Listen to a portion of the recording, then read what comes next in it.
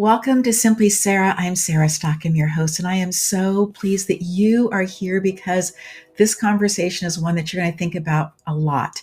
We're going to bring in today Steve Spiro, who is a master connector, over 30,000 connections on LinkedIn. And we'd just love to know, Steve, how did you get to that place that you are so popular? Well, I'm working on the popularity part, but I appreciate it. So yeah, hey, what's going on, everyone? Steve Spiro, the Master Connector, coming at you live and direct. So here's the deal, right? So I was an introvert, picked on, bullied, learning disabled, dyslexic. Grew up in the Bronx, in a place where it's not people are not known to be very friendly, and but was very driven, motivated. Wound up going into advertising, marketing. Right out of college, started a company. I wound up getting a couple black belts in the martial arts, and but still driven and trying to succeed, and did really well in the advertising world. And then eventually was introduced to an incredibly successful entrepreneur who challenged me. And he had the incredible lifestyle, so he challenged me to meet three strangers every day. And that really was the pivotal point where I literally, I mean, think about it, right? If you're from the Northeast, people are jaded, they're guarded, people are focused. And the feeling to me was I was going to get killed if I talked to a stranger, or Right. kidnapped or something. But I did it, still do it to this day. It still stretches me. So Mhm. eventually pivoted over into other areas, but I started amassing a huge network, and then I eventually got on LinkedIn at I think 2008 roughly. Started taking my network there as well, and yeah, start asking me to speak. I've done incredible live events, lunch and learns of companies, stages, and it's been a lot of fun. I have a LinkedIn live show called the Master Connector Show. So just been crazy, but yeah, it's been a blessing. And the name, the Master Connector, is just it was like, what else can I call myself? Because I don't fit in a box, so Yeah. I just call me the Master Connector. That's it, and that was the deal.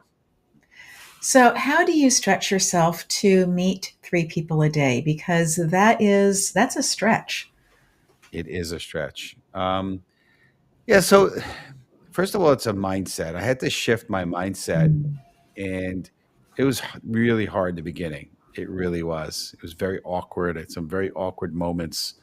I was. I'll share it. It's fine. It was just top of mind. But so at one point, here I am. I'm in a restaurant, in a diner. It's a Northeast phenomenon. Diners. I don't know. They're around Yes. the world, but diners. And I know Guy Farrell did the diners and dives, right? So I Right. guess people know about it. But I see a guy. He's walking into the restroom. I kind of follow him because like I could meet a stranger.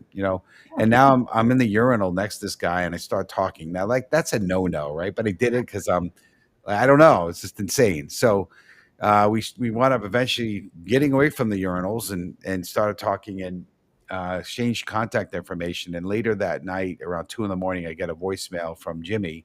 Hey, Steve, this is Jimmy. I like the way you look. I'm at the motel. Meet me here. I'm like, oh my gosh. So this is not the kind of connection I was looking for. So a lot of blunders and things I had to learn along the way. But eventually I understood that, I'm here to add value, and it was a heart thing. And so, I'm when I go out there, there's no agenda. I'm not looking to get anything from anyone. I'm just looking to see how I can add value. So it's a shift in Mhm. mindset. And when I Yes. started going out there with that, that helped a lot. And then understanding that people are people. Don't take this wrong, anyone, but you know, people are a little like dogs in a way. Okay, what I mean by that is, don't get mad at me. Don't write letters, but like they're either one of three categories in a sense. It's Mm. either a dog is like a Doberman or a pit bull, an angry pit bull. "Arr," like that's people. Sometimes they're like a Labrador retriever or a golden retriever, whatever, where they can't wait to for you to pet them. And then the third is kinda like a cat where they just don't care and they walk away. And so I realized it's not me, it's just the way they're designed. And so Yes. if you start a conversation and you get the laboratory, Yes. it's like, "Okay, I keep talking." So just open your mouth, say something, and then the right people will start talking, and Mhm. that's really all it is. And I just try to live my life on purpose. I'm the crazy guy that when I find out when I join a gym what the busy times are, I go at those times. Mm. I go on the longer lines on purpose, because if I'm in the short line, I'm not gonna meet anybody, right? It's So true. live my life on purpose. Okay. I go to supermarkets when it's the busiest.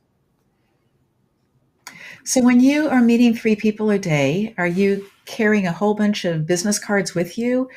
Um, No. because the conversation at times is going to move into that space of business. Yeah. So I have business cards. I almost never have them, and many times I don't have them on purpose Right. because now I feel like I'm pitching them. If I have here's my card. Like Yeah. I remember one time, me and a friend were talking in a diner, and the person next door, next seating near us, must have heard the conversation. It says, "You need to give me a call," and they handed me a card. And I'm thinking to myself, I don't know you from Adam. I'm not gonna. Right. So I'm big on cards, but what I do, and if I'm at a networking event where specifically you Right. should have a card, yeah. But if I'm at the gym, I don't have a card. So here's the deal: the conversation, and I'm going to give you a little bonus here.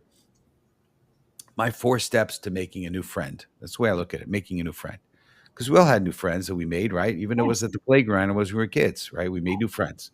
Yes. So the first step is an icebreaker. Hey, nice necklace with that, right? And then you could, whatever you tell me about it, I might go 2 or 3 or 4 or 5 layers deep on that. How did you Sure. get it? Tell me, whatever. What's it made of? Like, there's so many things, and along that, you're probably going to tell me some things personally, not Right. crazy personal. Right. So then break the ice. It goes 2 or 3, 4 levels deep. Where Uh-huh. you're from. I like to start with that. Yeah. Oh, I live in Georgia. Oh, did you move? Were you born and raised here? No, I moved here recently from New York. Oh, from New York. What made you move to Georgia? And that could go 2 or 3 Right. or 4 or 5 or 6 layers.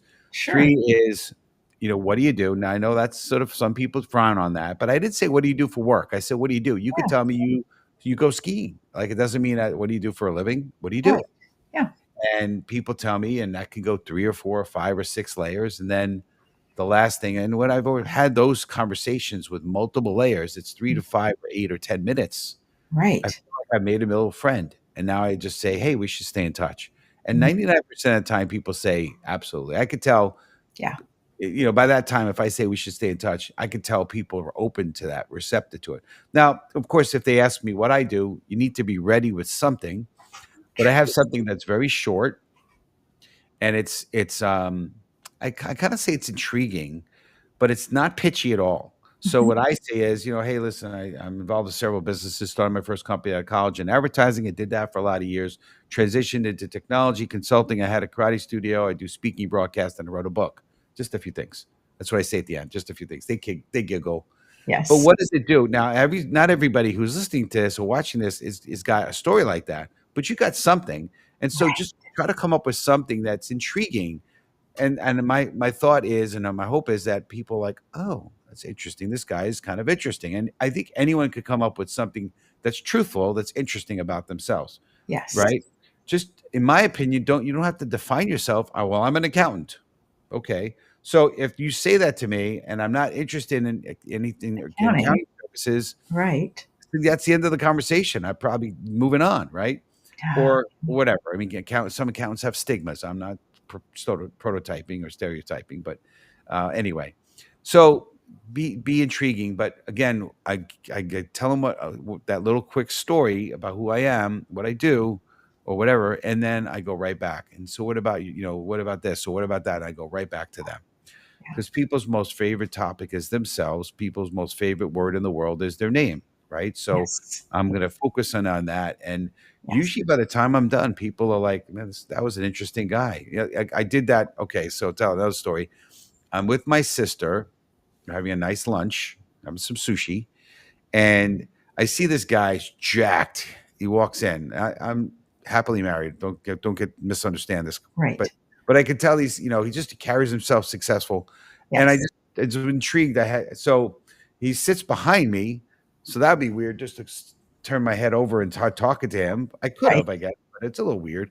Yeah. So I had to go to the bathroom, on purpose. Right. And so I turned to go to the bathroom, and as I was just taking a step or two to the bathroom, I was like, "Man, you must be in the gym all the time, or whatever." Because he had, Yeah. his arms were the size of my legs. I mean, just So, and anyway, I start a conversation mostly about what he does. He's a physical therapist, et cetera, entrepreneur. And he says to me, "Yeah, I could tell you're an entrepreneur." I said, "Oh, how do you know that?" And anyway, long story short, we exchanged contact for information, and I always shoot a text afterwards. And he wrote back to me, "I really appreciate it." And I had, on my one of my websites, I have a booking link. He said, I'm gonna book a time.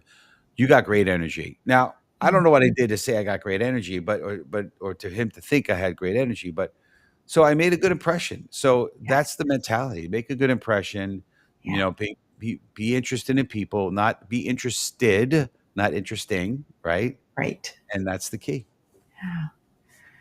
Steve, you've given us so many nuggets just in these first minutes of this conversation. How incredible that you've gifted us that space of the four steps that you go through. And I really like it, that fourth step, when you talk about, they ask you what you do and you share, that you move it right back to them. You're Mhm. not lingering on you. Yeah. And the majority of the conversation has been by them, about them. And then the space of, and I think it's also very wise of you to send a text right away, because now they have it in their phone, you have their number, and you can put whatever notes that you want to attach to that as well. I've Right. begun writing in like the month and the year in there. I think that some people will actually go more granular than that. But I try to put a little bit of a note in there for myself, just to Mhm. kind of jog my memory. I got to speak on Monday evening, and I was talking with the other board members today. I was speaking at a nonprofit event and said, what's the name of the person? And I described what the person was wearing. And even though I have the list of everybody who was there, I didn't catch her name, but what she said was intriguing to me. And I Yep. wanted to have a more of a conversation. And so to be able to ask another board member, what's her name? And she's going to do a text that introduces us more personally, which I also think is another way of being able to be introduced to somebody. Is I really enjoy those texts and enjoy writing them for other people as well. I think this is somebody that you might enjoy a conversation with, and let you guys take it from here, but give a little bit of Okay. information about each of them on that. Yeah. Those spaces of being open and listening of what's taking place around you. Yeah.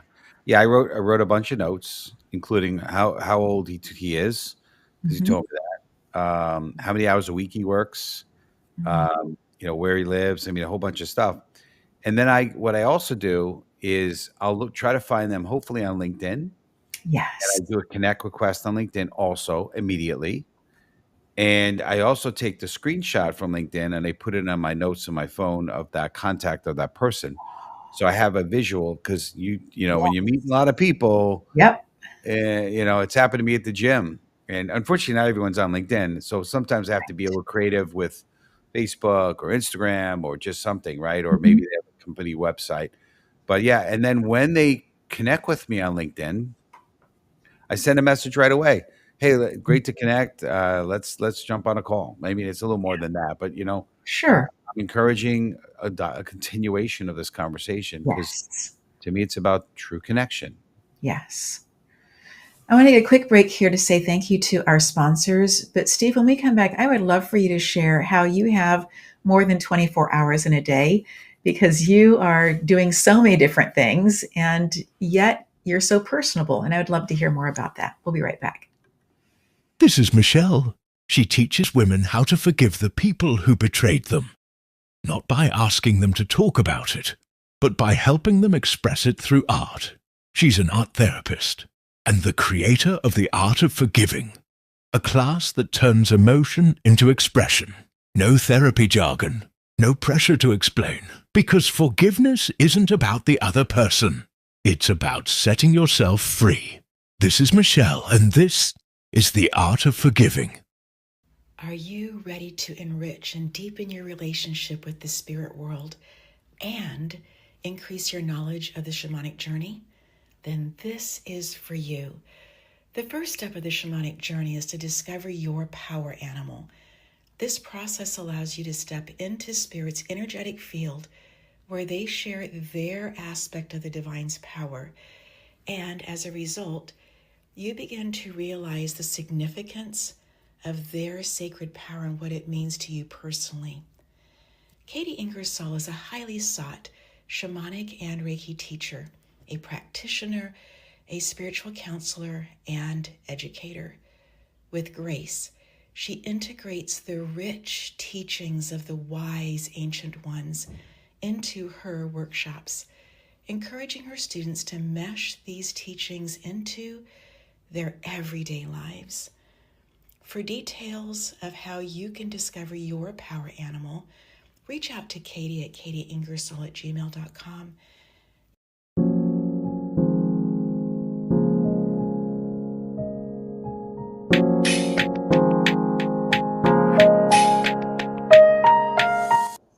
Steve, I am so appreciating this conversation because I'm taking a class right now.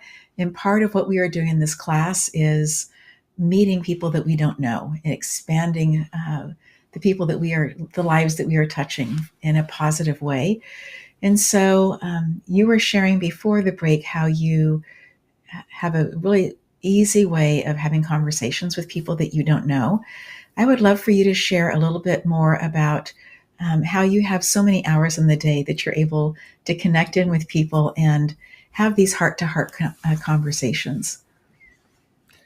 Yeah, I do honestly only have 24 hours, and I have time that I get to work out and I get to do fun things, and so it's not just work and connect and so forth.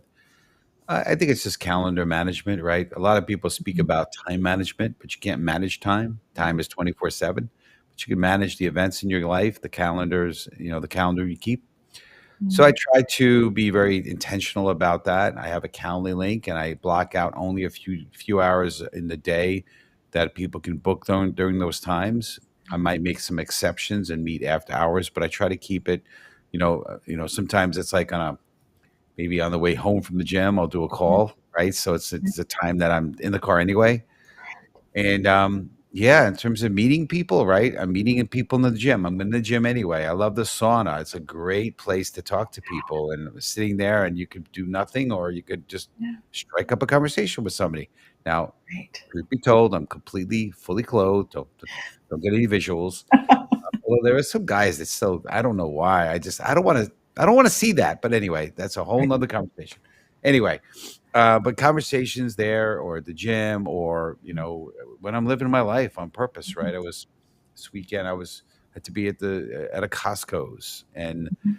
there was a couple that was, I commented on the sneakers, and so I had to be at Costco anyway. It wasn't like I went out of my way, so I just start a conversation. My wife's not super happy because she's laser focused. We want to get out of here. You're like, Yeah, we're kind of uh, at the time. yeah, exactly. But it's just living your life on purpose. That's really my motto, and just living intentionally. And Mm, yeah, and then LinkedIn is another opportunity for me to meet strangers. mhm, It's just it's another great platform. I started doing that before COVID, and then mm. when COVID hit and then the lockdown happened in the Northeast where I couldn't get out there because everyone was in masks and it was so awkward to talk to strangers in masks, I started doing LinkedIn and, more and wound up having, I think at one point I was doing like 6 Zoom calls a day and, Mm. but I during that time frame, I felt so connected, more connected than I ever Yes. felt before. And the other thing is it really kind of helped me craft and have a better methodology, if you will. It says Mm, manipulative. Just I was able to really learn how to truly connect with people. I was mm. getting on these calls and people were getting teary eyed. Some were bawling. Some were saying, "I'm Steve. I'm telling you things I never told anybody before," and it's because I just you know genuinely care, Mhm. had them speak, told my story, was very authentic, right? One of the things I speak about on stage is being authentic, being others focused. Those are 2 of the 4 pillars I speak about Yeah. because it really breaks barriers. People start to really open up. Yeah.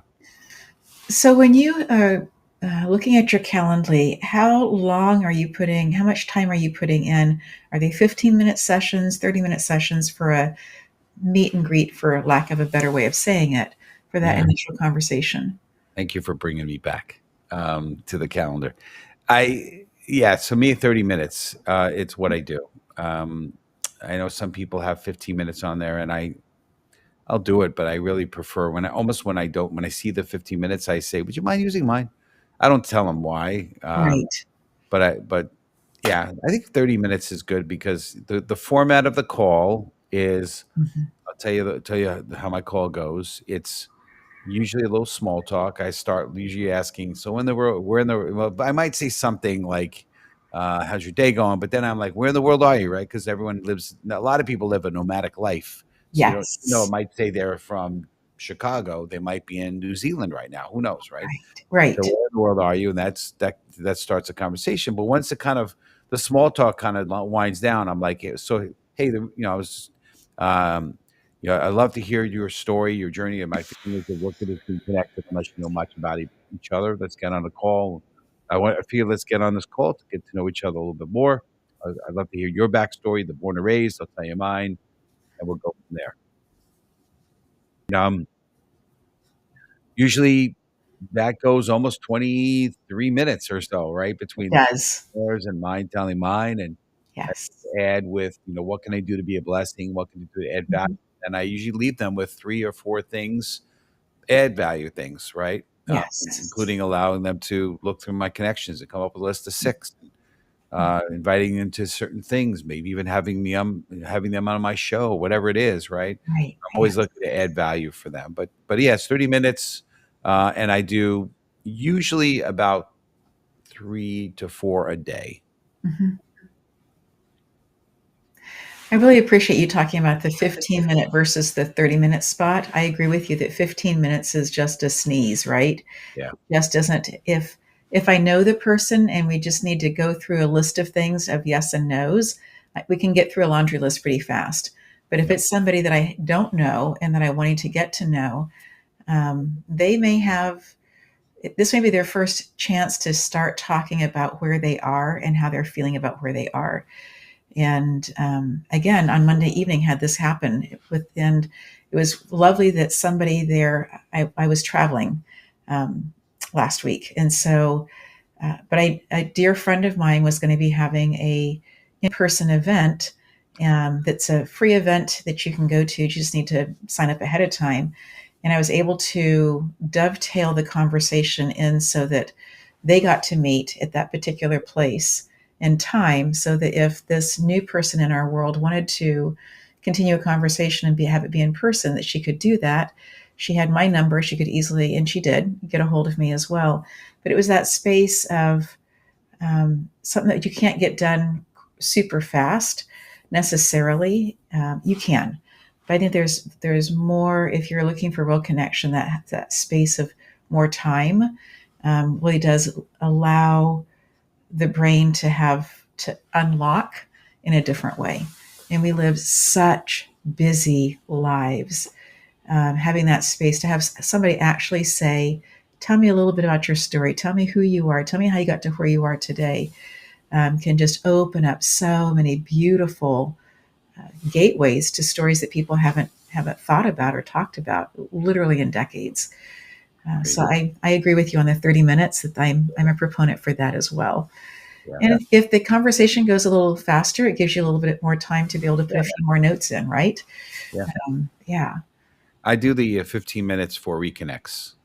I like that. Yeah, because we've already built that foundation already, Right.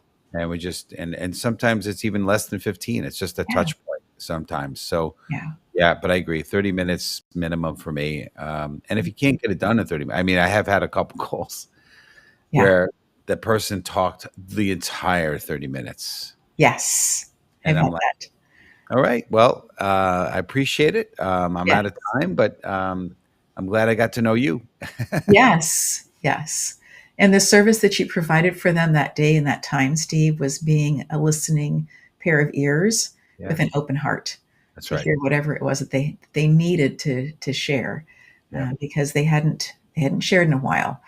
And so you were that beautiful angel kiss in their life to be able to do that. I think there's that. And also, I think people need to, honestly, they need to learn how to articulate and practice and craft out their story. I think there's an art to it, you There know. is. Yeah, and so because if you don't, you can go a half hour, Mhm. but you need to figure out okay, what's worth saying, what's just fluff, and it doesn't matter. You don't need to. There's certain things you just don't need to. I wore red dress at my I don't know, my prom. Nobody needs to know that, right? Unless Right. there's relevance to the red dress, then yeah. Yes. But no, yeah, When I'm booking calls at about 45 minutes for somebody who thinks that we might be a good match for us to work together, I will say from the beginning, I kind of have I don't say I kind of, I have a structure to the call that really helps us to get through all the things. And if I happen to interrupt you, it's not that I'm being rude, it's that I want us to move to another, because of that space that people can get. You can spend the full hour just listening to all the things that they don't like in their life and never get to what could life look like if you shifted some things. And maybe I'm the person to help shift those things, and maybe I'm not. But let's talk about what your life could look like in a different way. And giving again space for breath to be able to start to open that up. I remember the first time that somebody asked me that, and I looked dumbfounded at them. I have multiple degrees. I have all kinds, right? Author, all the things. And I just sat there like, I get to dream. I haven't dreamt seriously out loud since I was for a long time. And so that even took me some time after that conversation to keep, because I needed to put something on the table of, okay, this is something maybe I'm looking at or would like or could consider. But that question then really helped me go much deeper later on in my quiet time over a period of time of what is it that I really want. I can say that I want to be a positive influence in people's life. Great. How am I going to do that? And am I open to the possibility of doors opening where I feel super uncomfortable, like this show? I can talk to people. I grew up overseas. I can talk to people. However, the technology part of it was something that I needed to breathe through more than once. And was I willing to walk through a door of an area that I felt uncomfortable with a portion of it, knowing that it was fulfilling what I was asking for, right? In those spaces. yeah. I know that you have taken up different sports along the way. You talked about karate. I know that for a while that you were into tennis. What has been your push point to learn these different ways of movement? Yeah, I mean, it's so. I mean, how I got into the martial arts. Well, first I'll mention tennis. So I'll talk about tennis. So I moved to a new neighborhood in the Bronx where I knew nobody, and I was introduced to a guy who was a couple of years younger than me, and he was part of tennis. So I'm like, okay, I'll try it because it was and a way to kind of get around other people to kind of get acclimated. I kind of liked it. Um, it's interesting that most of the sports that I picked, karate, tennis, chess, they're all single sports, which is kind of the mentality that I kind of developed over time, which is if it's to be, it's up to me. I was not a team guy. I did do some little league as a kid, baseball, but not as I got a little older. Mm-hmm. And but yeah, I did tennis for a while. I was pretty heavy into it, and then eventually wound up shifted into the martial arts when I was about maybe about 10 or 11. I think I can't remember exact age. It may have been maybe as early as 8 years old. I was picked on, like I said, Yeah. and my parents took me to judo class, and it really made an impact on me. I remember that gi, the uniform. I would smell that. It was a sort of smell to it, and it was intriguing to me. And then, of course, growing up, Bruce Lee, Saturday morning kung fu theater, that all had Chuck Norris. These are names that probably the younger people listening to this, who are these people? But anyway, I grew up with that, and so I was intrigued by it. So right around 19 years old, I actually was introduced to the martial arts again. There was somebody I knew at a party. He Mm. was super pumped and excited about what he was doing, and I said, "Let me go for it." But there was a part of me prior to that, probably 2 or 3 years prior, where I was doing push-ups and I was doing Mm. shadow boxing, and because I was bullied as a kid, and I had this feeling in my mind like like I'm a superhero. There was something in me that I have the superpowers or something. And even as a kid, it's funny when I was with my sister, we spoke about this Mm. this weekend. But I used to go to my sister, and I was able to block pain. Mm. And I went to both sisters, and I would give them my hand, and I'd say, "Okay, bite it, punch it, lick, not lick it, no, bite it, pinch it, scratch it, no pain." And I Wow. said, Eileen, right? I did that, right? Because that's what my memory was. I was like, and she's like, Right. yeah. And I didn't, I was able to block pain. And she said, did you not feel it? I said, I just was able to kind of separate my mind from it. Mm, So, but there was more to it because there was a part of me that had been so emotionally damaged and hurt that blocking pain was not, it was a metaphor, but it was partially a metaphor about my emotional pain too. right. So when I got into the martial arts and I learned that the philosophy is show no emotion, show no pain, I'm like, all right, I'm home. This is Yeah, perfect for me. I'm gonna thrive here. you bet. Yeah. So it was a great opportunity for me to, kind of get around people, but when it was very much at a bay. I didn't have to talk with them, right? We just fought or whatever. We were in class. We were supposed to do what we were supposed to do. But I really started to appreciate the mentality. It's funny because when I played tennis, I had a horrible head game. I used to overthink things, and I would like, Mhm. oh, I missed a shot, this or that. Terrible. Would play against people that were not as technically good as I was in tennis, and I'd lose because I'd Mhm. choke. And Yeah. then I got to the martial arts, and karate is empty hand, and it used to be referred to as moving Zen.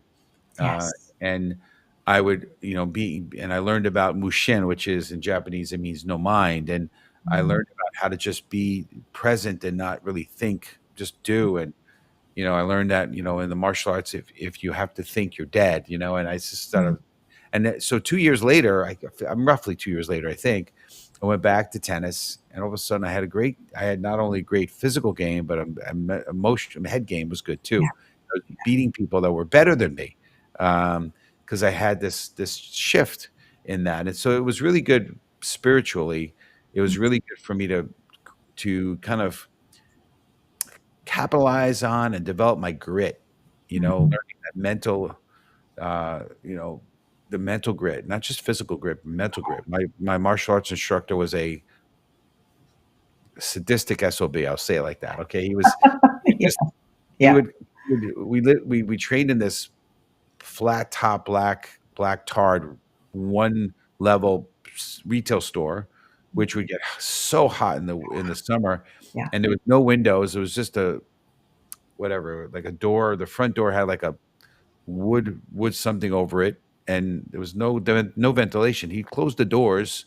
It had a front door and a back door. He closed it, and sometimes even put the heat on. And we weren't allowed to even wipe our sweat. Like there was no such thing of drinking water. Forget it. You drink water after class or before class. You don't drink it during class. No, Yeah. no exceptions. So you just learned how to get through the challenges, and you just realize it's going to be okay. And Mm. that message, that mentality has really shaped me, Yeah. and really helped me, in many areas of my life. I Mm. learned that if you don't quit, you eventually win. It reminds me of hot yoga, that space of closing everything up. And, we are here because we want to be in the heat, and the difference that that can make. And I really appreciate you talking and sharing about how that you can get through it. Yeah. It also teaches you then to make sure that you've brought your water bottle before class, or that you have plenty for afterwards as well. And then you are connected with those people for life. I mean, if you ever were to see them, you would know that they had the same mentality about life from Oh that yeah. point of view that you did. My husband trained with somebody who was very, very intense, and we went to an event to honor that particular person while they were still living. And every single person there were a number that hadn't seen each other for truly decades. And the intense, immediate camaraderie because they had had Lloyd Ransom as their coach. And they had lived life together for years and knew that they could achieve things that other people thought that they could never do. That's right. And there's just something about that connectivity there that is truly amazing. Yep. So true. Steve, tell me about your book. Why did you write it, and what's it about? The Tao of a Master Connector. There it is. It's interesting. So I'll just first on the reason the Tao, right? I know that you're into some of the Yes. many different spiritual disciplines, and I know there's Taoism. It's not about Taoism. So in the martial arts, Do refers to the way. So Mm, karate do or bushido in Japanese is the way, right? Judo is the yielding way. mm, Uh, Karate do is the way of the empty hand. Bushido is the way of the warrior. But I wanted it originally to be the way, the do of a master connector, but nobody would understand that. They'd be like, the do of a master connector. What does that mean? That's right. weird. And Bruce Lee, we were talking about him before. He wrote a book called The Tao of Jeet Kune Do. Mm, And also there's the Tao of Pooh, and there's a few Tao books. So I mhm. said, okay, the Tao is a little more of a common. It's really the same meaning. It means the way. Now, obviously, there's some Taoism and all that. This, again, not bad about that. So it's the way, the of a master connector, and the subtext is the way an introvert became a master connector, and it's stories and parables of a shy kid that was bullied, from the inner city of New York, to eventually go on to be a master connector, and it's really it's stories. It's designed to really uplift people, and it utilizes the same four pillars that I speak about from stage, the Good. same four pillars I speak on my show, which is the two I talked about: being others focused, being Mhm. authentic, and then third is grit, which we spoke about before, and the fourth is building community, growing connections, which we sort of spoke about when I mentioned the Yes. connections of 30,000 connections on LinkedIn. So Right. it's really focused on those four areas, but it's not a contiguous story. It's just Mhm. literally little snippets of different things. A lot of different parables from the martial arts and the Mm, lessons I've learned along the way, and it's really I think it's been a fun journey, but worth getting in my opinion, and it's available not only as hardcover or as a soft cover book, or also as an Audible book, which thank God, because but people are nice. They want to send me their book. I'm like, I'm very grateful, but I can't read it. If you can give me the Audible book, because my dyslexia makes it hard for me to yes. read and comprehend. Yeah. So, how did you write the book then, with the challenges that you have? I know that some people will use a recorder, and just speak what they want to have and have it write out for them. What did you find as be some of the tools that were really helpful for you? Because it's a complete book. It's not just onesie twosie chapter. You've Yeah. put a lot of thought into it.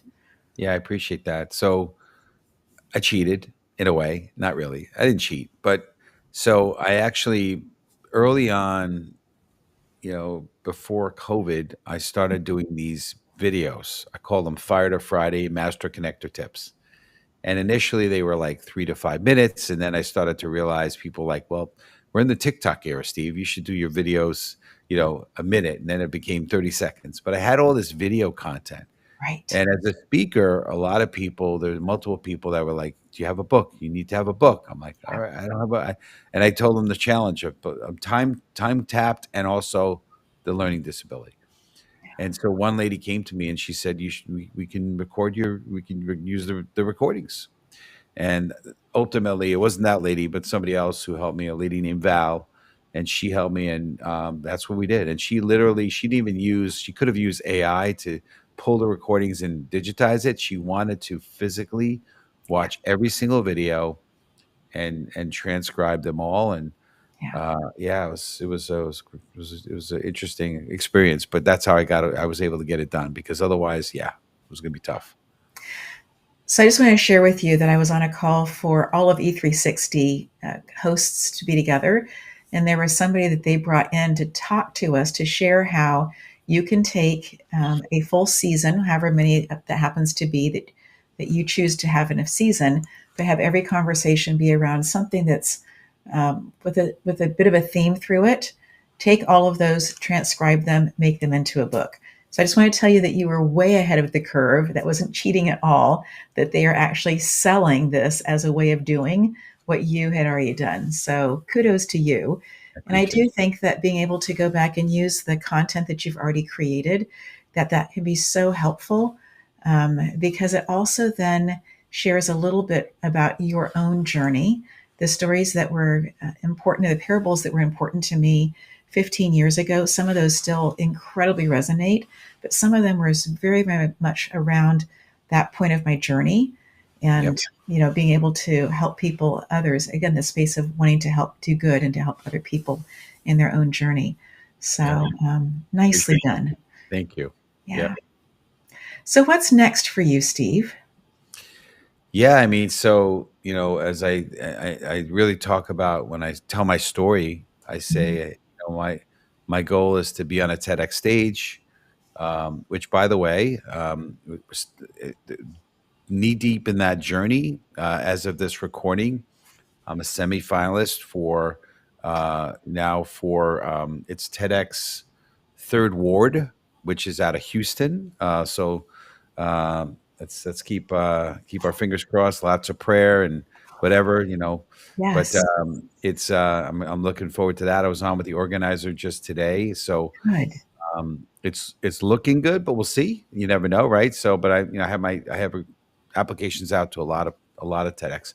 So that's one place because I really want to, again, my ultimate goal, which TEDx I think is a piece of that, is Mm, to be paid to travel. Well, you don't get paid to be on TEDx, but right. as a launching pad, to be paid to travel the world, speak and inspire, and be a beacon of light. And Yes. that's really my ultimate goal. Which I love traveling. My wife and I've done a lot of it. Mhm.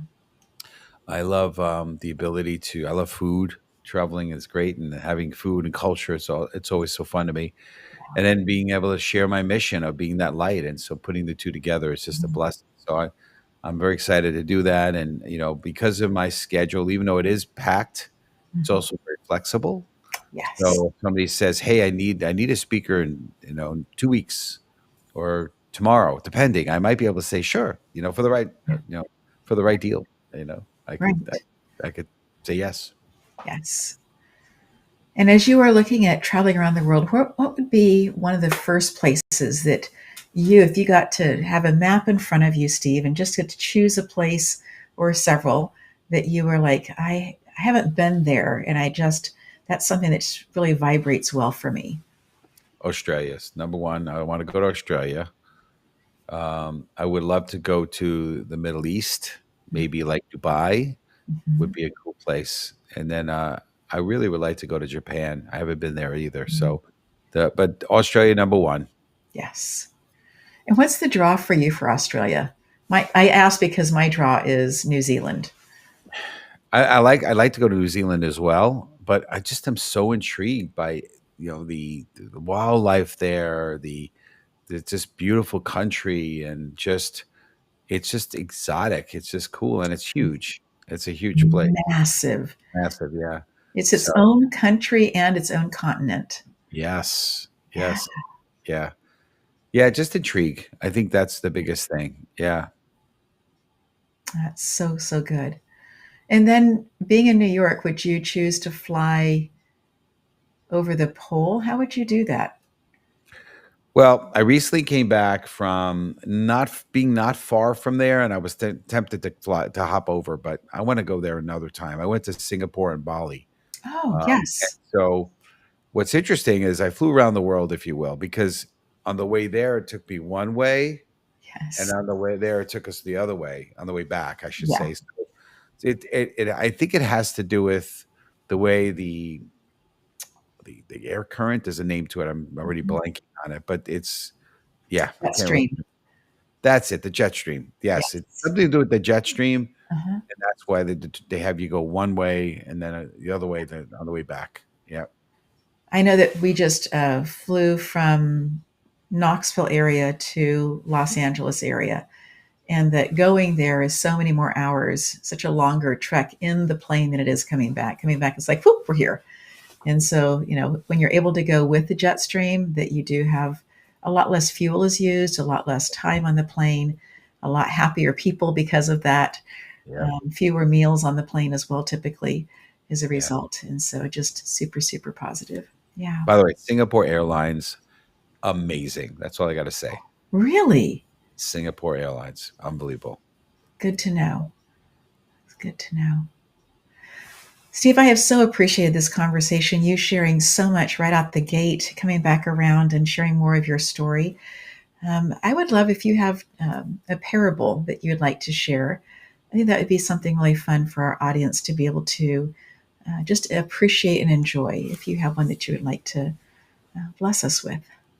Yeah. Well, I know that I believe you're all about learning and experiencing. And I saw Yes, some of your commercials. Well done, beautiful. thank you. So I'm going to go with this one, right? And it's a story I learned in the martial arts.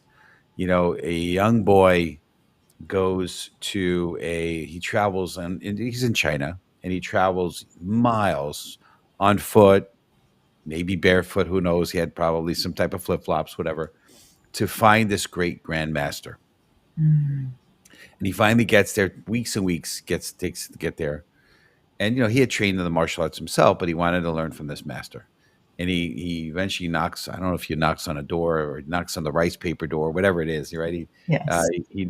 he and the master greets him and he says, "My name is such and such, and I'm here to learn from you." He's like, "My son, come on in. Let's have some tea together." And then Mm. they're sitting over tea, and the young man is going on and on about this theory and this thing he's done and this thing and the master is being very gracious and nodding and shaking his head and yes, yes, and and the master is able to get a couple words and say, he's would you like some tea? And he's pouring the tea uh, for the young man, and the young man he nods his head, keeps talking, and as he's eventually the tea is rising up the cup, and Mm. eventually the young man is kind of noticing, and eventually now it's overflowing, and Mm. the young man says to the master, "Master, master, master, the cup is full." So he says, "Yes, my son." He said, "Just like the cup is overflowing and the cup is full, it can no longer receive any more liquid. You must empty your cup." And there was a lesson that I learned about emptying your cup. When you come to a situation with your cup already full, you can't receive. So you Mm. must always learn to empty your cup. So that's my parting words. Mm. Come to every situation you can, especially when there's an opportunity to learn from somebody. Yes, you have your theories, you have your perspective. I'm not saying don't, but try to empty your cup Mm. and just be ready to learn. Wow, Steve, that is so powerful. One of the things that I was taught recently is to say, in the past, this is how I have looked at things or have seen things or how I've done things.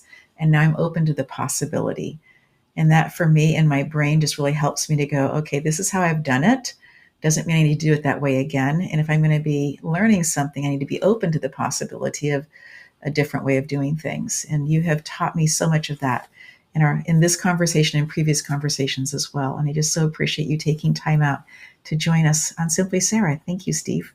It was a blessing. Really, really appreciate you. Thank you for doing this great work you're doing. Thank you, Sarah. And to our audience, we say thank you to you. We cherish you. We think about you. We have conversations about what is best to bring to you that would be helpful. And I believe that this conversation, along with all the other ones, are ones that are powerful. Know that we are also in a space of excitement because the numbers continue to grow of this audience around the world, and we don't take that responsibility lightly. We say thank you. Thank you to being you. And I will share, I think I've shared this once before, but the numbers just came out and it confirmed it again. In the industry, people will listen for the first 23 to 28 minutes. Um, and our show consistently, our averages are at 38 to 42 minutes. So we just so thank you for being here with an open heart, listening in all around the globe. We are so grateful for you. And so I'm going to find our outro. It's over here. I know that it is. And to say thank you. And until next time, take really good care of you. Blessings.